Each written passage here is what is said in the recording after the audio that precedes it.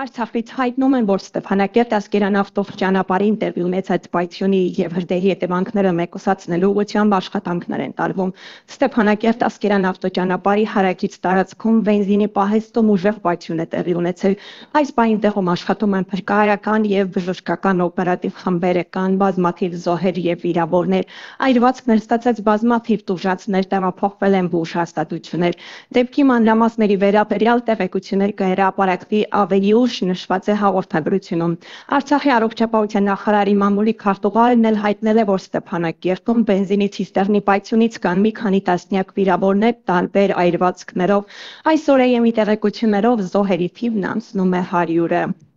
Ստեփանակերտի հիվանդանոցի բժիշկներից Մարատ Հարությունյանը կոչյալ է քաղաքում գտնվող բժիշկներին ու բուժաշխատողներին շտաբ հասնել օգնության։ Խնդրում են բոլոր բժիշկներին եւ բուժքույրերին գան մանկան եւ հանրապետական հիվանդանոցներ, աղաչում են եկեք, գրել է բժիշկը։